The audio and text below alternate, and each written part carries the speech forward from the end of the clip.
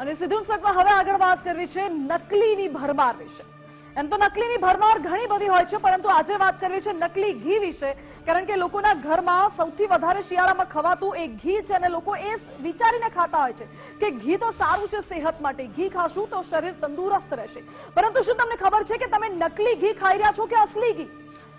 ઘણી બધી જગ્યાએથી રાજ્યમાં નકલી ઘી પકડાવાની જે ઘટના છે તે સતત વધી રહી છે અને નકલી ઘી પકડાવાનો સિલસિલો યથાવત જોવા મળે છે। આ 4 દ્રશ્યો સ્ક્રીન ઉપર અત્યારે આપને બતાવી રહ્યા છે એ છેલ્લા લગભગ 10 થી 15 દિવસની અંતર્ગત બનેલી એ ઘટનાઓ છે કે જ્યાં અલગ અલગ જગ્યાએથી નકલી ઘીની ફેક્ટરી પકડાઈ છે, ક્યાંક નકલી ઘીનું કારખાનું પકડાયું છે તો ક્યાંક આખો નકલી ઘીના બેરલો પકડાઈ આવે છે। બનાસકાંઠાથી આજે ઘટના સામે આવી છે જ્યાં ફૂડ એન્ડ ડ્રગ્સ વિભાગે દરોડા પાડ્યા, મોટી કાર્યવાહી કરી અને ત્યાં શંકાસ્પદ ઘી બનાવવામાં આવતું હોય તે વાત ધ્યાને આવતા જ કાર્યવાહી કરવામાં આવી। જેવી કાર્યવાહી કરાઈ કે ફેક્ટરી માલિક ત્યાંથી ફરાર થઈ ગયો। બીજી બાજુ સુરતમાંથી ઘટના સામે આવી હતી હજુ થોડા દિવસ પહેલા, જ્યાં સુરભી ડેરીની વધુ 2 સંસ્થાઓના ઘી અને પનીરના સેમ્પલ ફેલ થયા હતા અને લગભગ મોટા માત્રામાં અહીં ઘી પકડાઈ આવ્યું હતું। શંકાસ્પદ ઘીના નમૂના લેવામાં આવ્યા હતા, એ ઘી તપાસમાં ફેલ જણાઈ આવ્યું અને ત્યારબાદ એ તમામ જે અખાદ્ય જથ્થો છે તેનો નાશ કરવામાં આવ્યો હતો।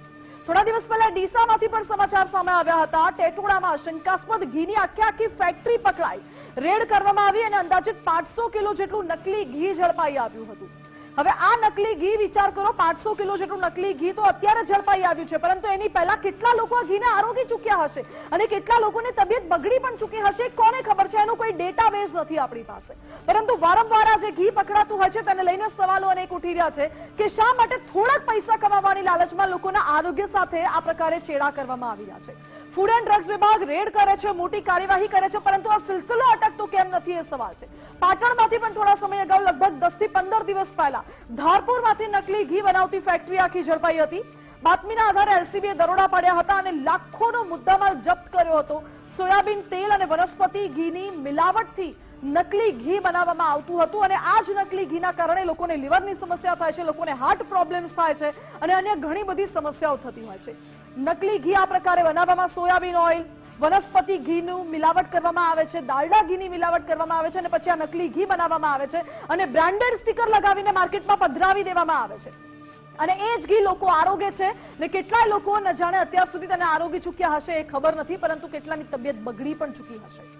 આ વારંવાર ઘી પકડાઈ રહ્યું છે તેની સામે સવાલો ઉઠી રહ્યા છે। આજે બનાસકાંઠામાં ફૂડ એન્ડ ડ્રગ્સ વિભાગે મોટી કાર્યવાહી કરી છે, જ્યાં ચંડીસર જીઆઈડીસીમાં ફૂડ એન્ડ ડ્રગ્સ વિભાગે દરોડા પાડ્યા અને શ્રી સેલ્સ નામની ફેક્ટરીમાં શંકાસ્પદ ઘી બનાવવામાં આવતું હોય તે વાત ધ્યાને આવી। ફૂડ એન્ડ ડ્રગ્સ વિભાગે રેડ પાડી એટલે ફેક્ટરીનો માલિક તાત્કાલિક ફરાર થઈ ગયો। ફૂડ એન્ડ ડ્રગ્સ વિભાગ દ્વારા ફેક્ટરીને હાલ તો સીલ કરવામાં આવી છે। 6 દિવસ વીતી ગયા છતાં પણ ફેક્ટરીનો માલિક ફરાર જ રહ્યો, હાજર ન થયો અને કડક કાર્યવાહી હવે હાથ ધરવામાં આવી છે। ફૂડ વિભાગે પંચનામું કરીને સીલ ખોલી, તાળા તોડ્યા, આગળની કાર્યવાહી હાથ ધરવામાં આવી છે। અત્યારે તો તમામ જે મુદ્દામાલ છે એ જપ્ત કરવાની કાર્યવાહી પણ શરૂ કરવામાં આવી છે। જો કે આ નકલી ઘી કેવી રીતે બનાવવામાં આવતું હતું, આ નકલી ઘીનું માર્કેટિંગ કેવી રીતે થતું હતું, કોને કોને પધરાવવામાં આવતું હતું, કયા બ્રાન્ડના સ્ટીકર્સ આની ઉપર લાગતા હતા, આ નકલી ઘી ક્યાં બનતું હતું, એ તમામ દિશામાં અત્યારે તપાસ શરૂ કરવામાં આવી છે। આ જ મુદ્દે વધુ જાણકારી સાથે જોડાઈ ગયા છે સંવાદદાતા કમલેશ। કમલેશ, નકલીની ભરમાર ચાલી રહી છે। આજે બનાસકાંઠામાંથી નકલી ઘીની આખી ફેક્ટરી ઝડપાઈ, થોડા દિવસ પહેલા પણ ડીસામાંથી નકલી ઘી ઝડપાઈ આવ્યું હતું, એની પહેલા પાટણમાંથી પણ નકલી ઘી ઝડપાઈ આવ્યું હતું। નકલીની ભરમાર વચ્ચે અત્યારે શું કાર્યવાહી ચાલી રહી છે ત્યાં? બિલકુલ મનસી, વાત કરવામાં જે પ્રકારે બનાસકાંઠા જિલ્લામાં બનાવતા જે તત્વો છે તે બેફામ બન્યા છે। ઘણા સમયથી કહી શકાય કે અખાદ્ય ચીજ બનાવી રહ્યા છે। જે ફૂડ વિભાગ છે પણ તટસ્થ કામગીરી છે, પરંતુ સુધરવાનું નામ નથી લેતા। તાજેતરમાં કહી શકાય કે 4 દિવસ અગાઉ ફૂડ એન્ડ ડ્રગ્સ વિભાગને એક બાતમી મળી કે ચંડીસર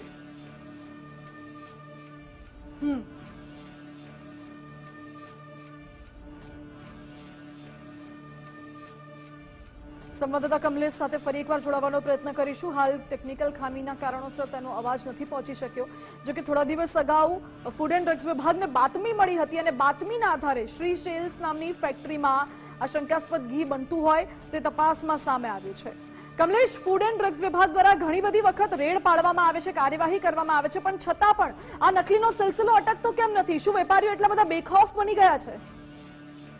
જી બિલકુલ કહી શકાય કે જિલ્લાની અંદર જે ડીસાની વાત કરવામાં આવે કે પાલનપુરની વાત કરવામાં આવે, ચંડી છે જીઆઈડીસી ની વાત કરવામાં આવે તો ક્યાંક ને ક્યાંક જે ભેળસેળ બનાવતા જે તત્વો છે તે બેફામ બન્યા છે.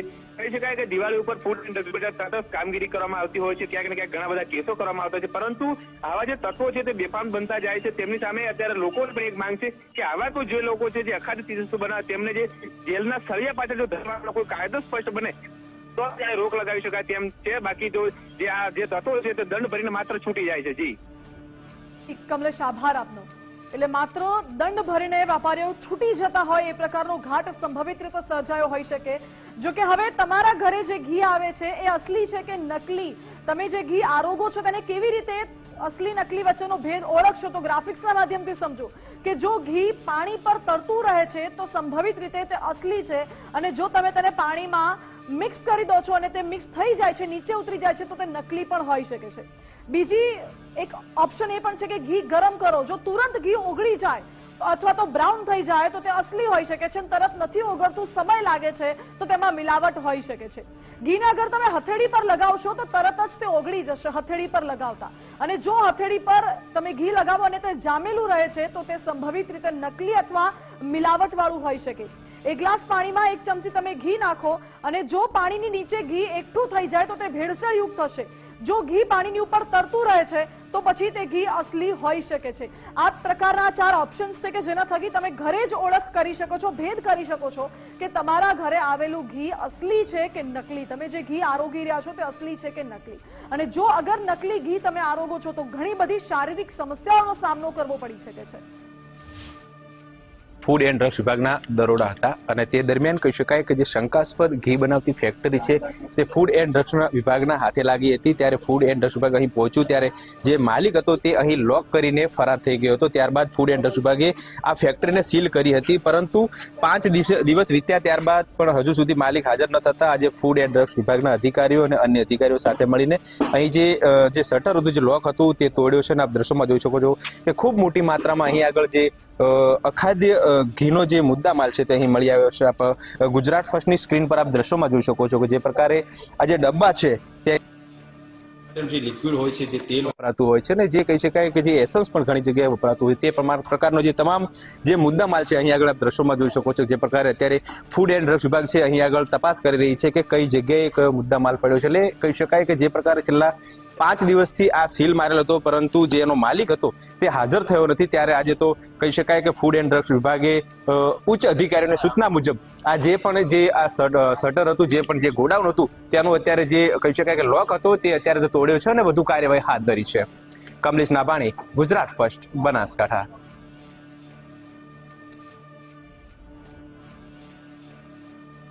એટલે બનાસકાંઠામાં તો ફૂડ એન્ડ ડ્રગ્સ વિભાગે અત્યારે મોટી કાર્યવાહી કરી છે. સાથે સાથે અન્ય વિસ્તારોમાંથી પણ નકલી ઘી જ્યાં જ્યાં બનાવવામાં આવે છે તેની બાતમીના આધારે કાર્યવાહી કરવામાં આવી રહી છે. પરંતુ લોકોએ પણ પોતે સાવચેત થવાની જરૂર છે. પોતાના સ્વાસ્થ્ય માટે પોતાના ઘરે જે ઘી આવે છે તે અસલી છે કે નકલી તે અલગ અલગ પદ્ધતિથી તમે ઓળખી શકો છો અને પોતાના સ્વાસ્થ્યનું ધ્યાન રાખી શકો છો.